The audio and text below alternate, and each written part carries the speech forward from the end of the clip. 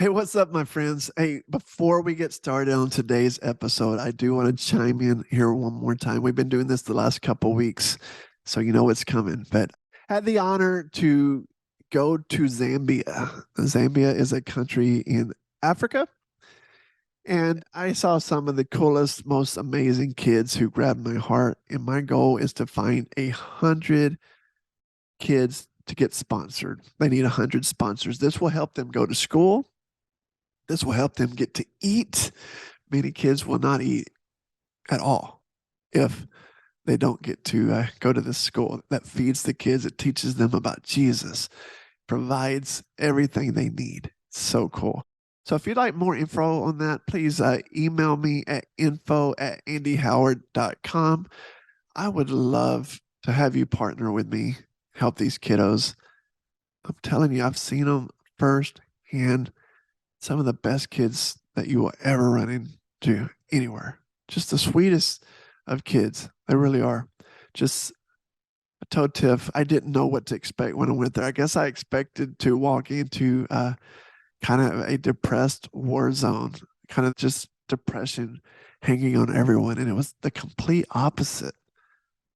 They were full of joy. They were just so happy. It was one of those things where they did not know what they didn't have and they didn't care. But yet some of these needs they can't live without, like food, like running water. Many of them don't even have running water at their homes, but they would have that at school. So if God lays them on your heart, please ask for more info. At least find out what you're committing or not committing to. info@andyhoward.com. I'd love to share that with you. On today's podcast, today's episode, we're going to talk about Goliath and this little kid named David and how that affects you. Well, I want to talk about dreams for a little bit. Maybe you've had some dreams in your life that you forgot about. Stick to the very end because not only am I going to pray for you, but I want to give you some real advice on how to pursue those dreams. All that and more happens right after this.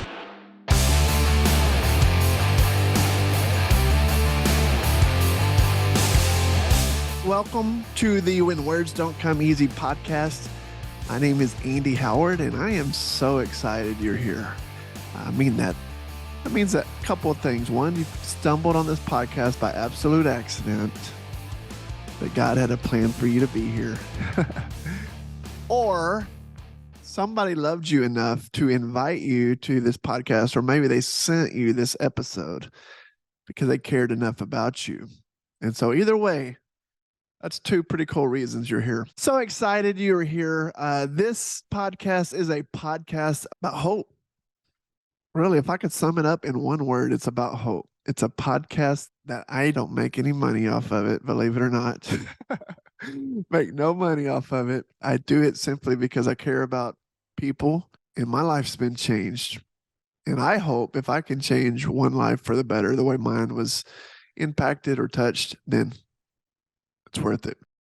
But I wrote a book called When Words Don't Come Easy. It's almost been out a full year, you guys. Isn't that crazy how fast time flies? In fact, this podcast started same time in September of last year. So it's almost a full year. We're fastly approaching it. And I'm so excited to just tell you, one, that I have a book that I did complete it. I had a goal and I completed it. And I thought today we would just reminisce a little bit about some of that because I want to talk about Goliath and I want to talk about some giants that may be standing in between you and your destiny and what God has called you to do.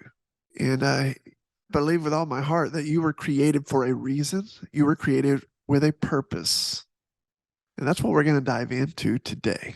A lot of this will come from chapter 6 in the book called Bring On Goliath. It's one of my favorite chapters.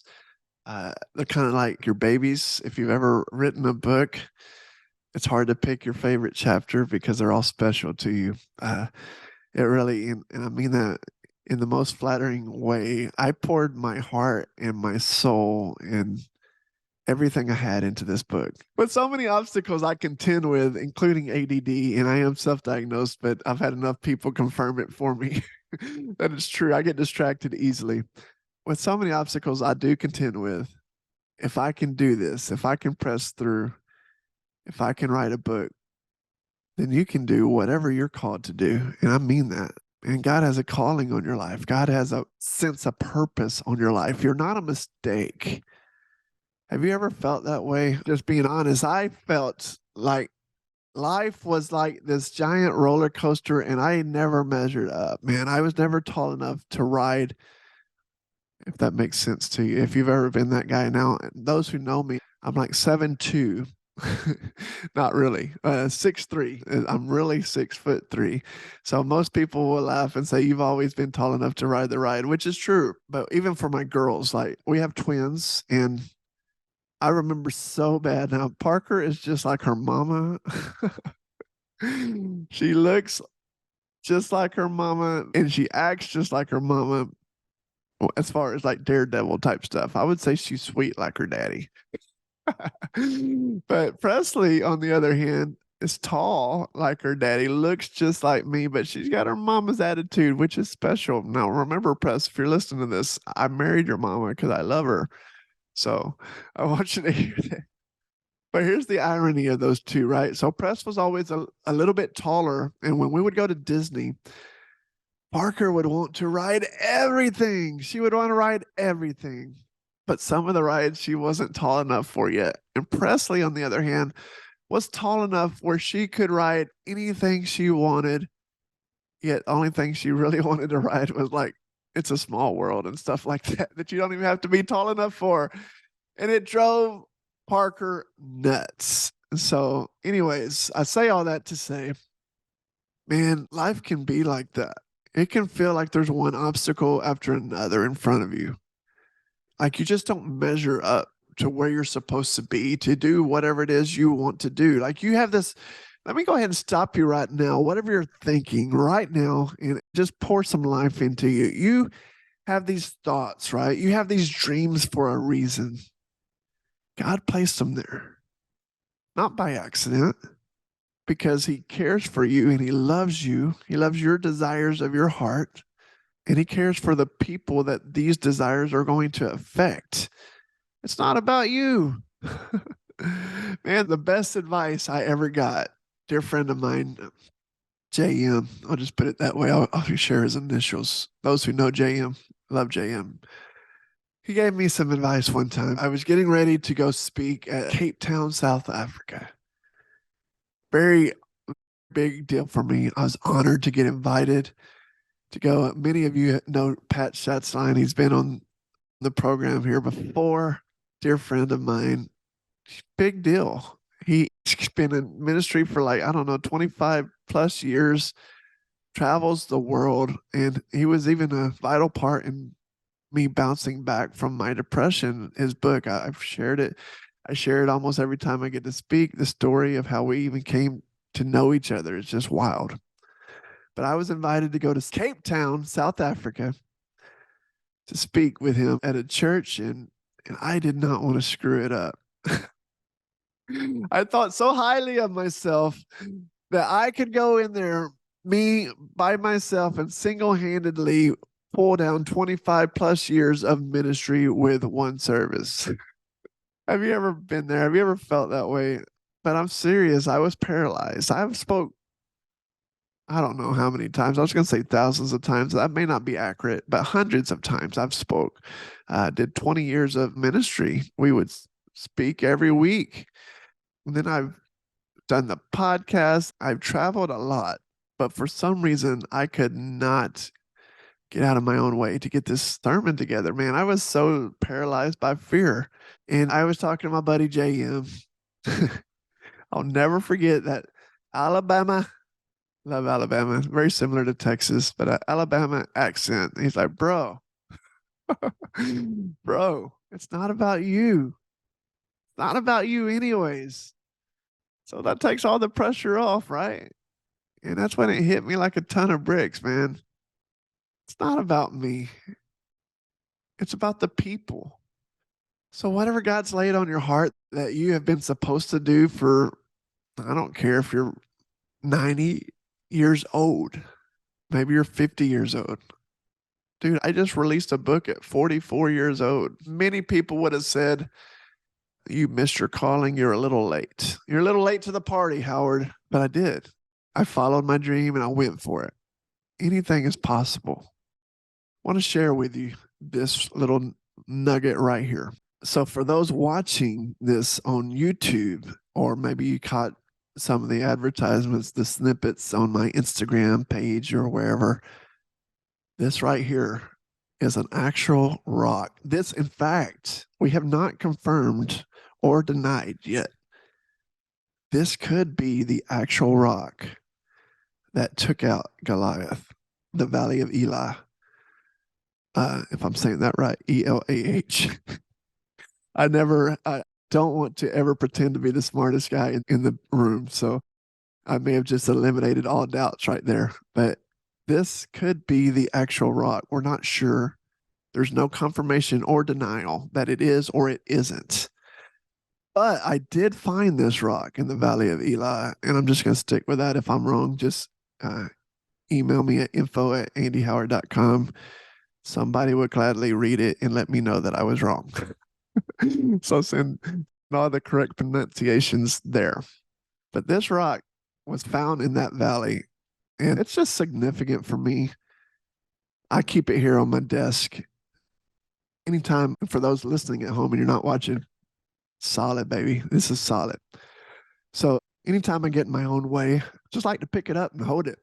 And just remember David, dude. David was a beast. Let me tell you why he's a beast. Again, not the smartest guy in the room. By all accounts, we know David was a boy. He was like, many say he might have been 17, might have been younger than that.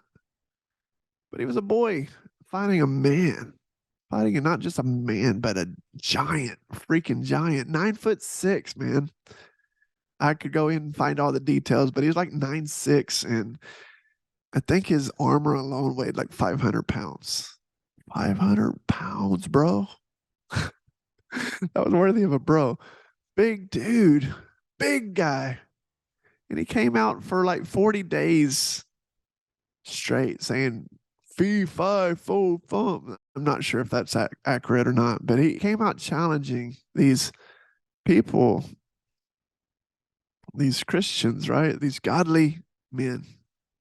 And forgive me. So let me back up. My ADD is, and I am so distracted here. So David obviously was Jewish. This is before Christ had even come, before he'd come as a man, as the Son of God. So please forgive me. But here's David and fighting for Israel, fighting for these people. David shows up. He's the first Uber mentioned in the Bible, is my understanding. There may have been more, but he showed up just to deliver the food for his brothers. Like his dad's like, here, take this food to your brothers. So this is your first Uber Eats or your first DoorDash guy, David. Again, young boy shows up, and Goliath is here saying, yo, give me a man that we can fight. He just like fighting, right? When you're big and you're a bully, you just like to fight. You ever know one of those big bullies that just likes, let's just fight? That's what Goliath is doing. When he's 9'6", and he weighs like, I don't know how many thousands of pounds. I don't know. He's a big boy, right? He's ready to fight. He's the only thing standing in their way. And he must have been big. Because David's brother, so David had, what was it, 7 brothers, right? David was number 8, I believe. I could go check this. But anyways, he's either number 7 or number 8. He's from a long line of brothers. They were all fighters. They all knew how to fight. I mean, all of them, many of those men had fought many wars. But yet this dude has stopped everybody in their tracks for 40 days.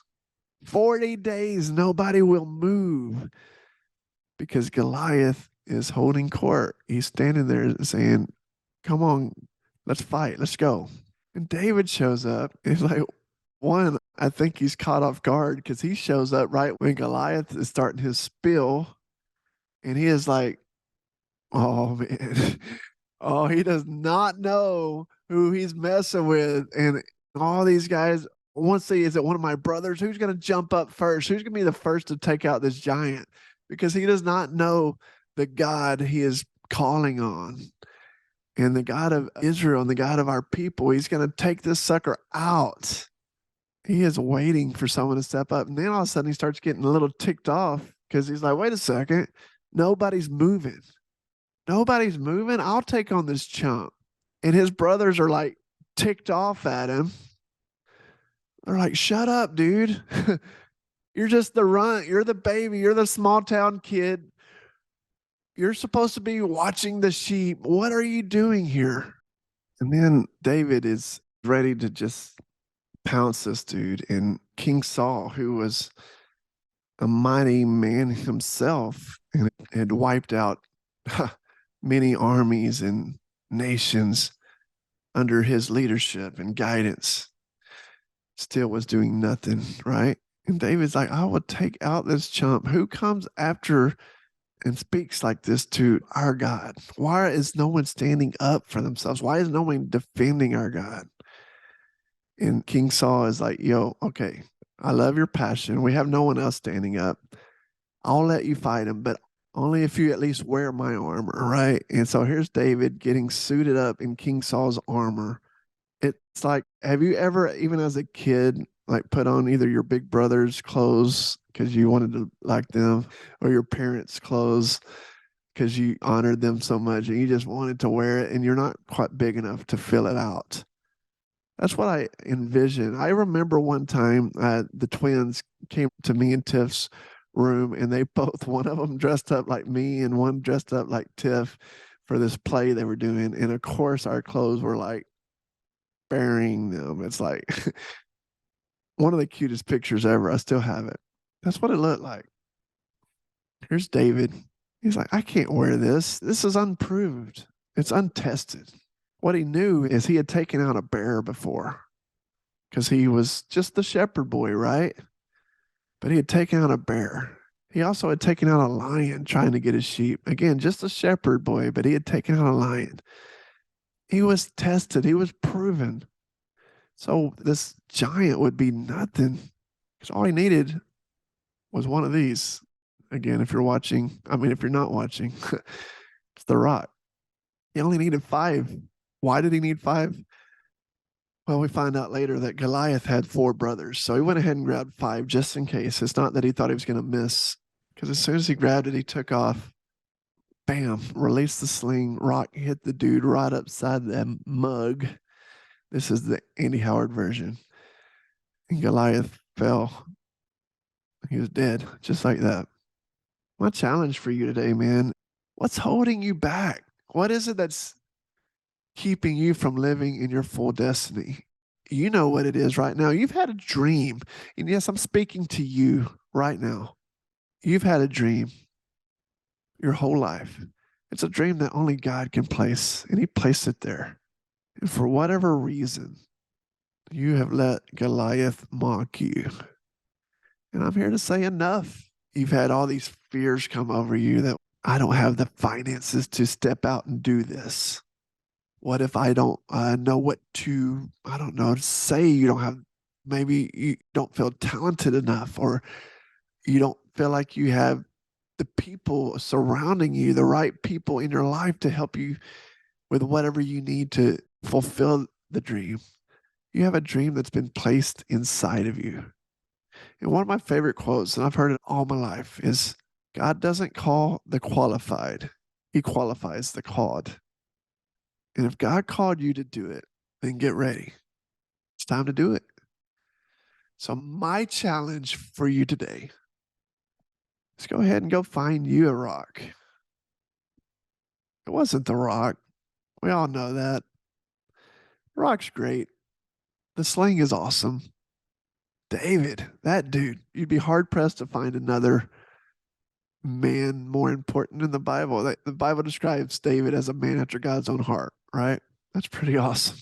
But it wasn't David. It was God. God can do anything with anyone who's available to be used. He can. All you have to do is say, "Here I am." I love the quote by reformist Martin Luther that says, "In the beginning, God made something out of nothing. So as long as I remain nothing, he will make me something." And I'm paraphrasing. It's been a long time. So I used to quote that all the time before Google was around. So for all you checking Google right now, please forgive me if I missed it a few words. But you get the point. And God wants to use you so much. What's holding you back? What's keeping you from doing what you were called to do? If it's just money, dude, my God is rich in finances. He owns it all. He can take care of money. Money's just a thing. Money is just a thing. So don't let money keep you from doing it. Obviously, you have to be wise, but start planning the dreams. I'm telling you, if God put a dream in your heart, he's going to be faithful to see it done. So I want you to start planning on what you need. How do you know how much you need if you hadn't even looked it up, right? If you hadn't even looked, whatever it is for this dream to happen. I want you to start planning it. I want you to start trying to find how much it's going to cost to get this done. What all you're going to need? Are you going to need people to work for you? How much will their salary be? You need to know how much you need before you can start praying for it, before you can start asking God, okay, God, here it is. I've done my part. This is what I need for it to happen. So start planning it. Start really, really putting all of it together. What would it take? How many hours a week would it take?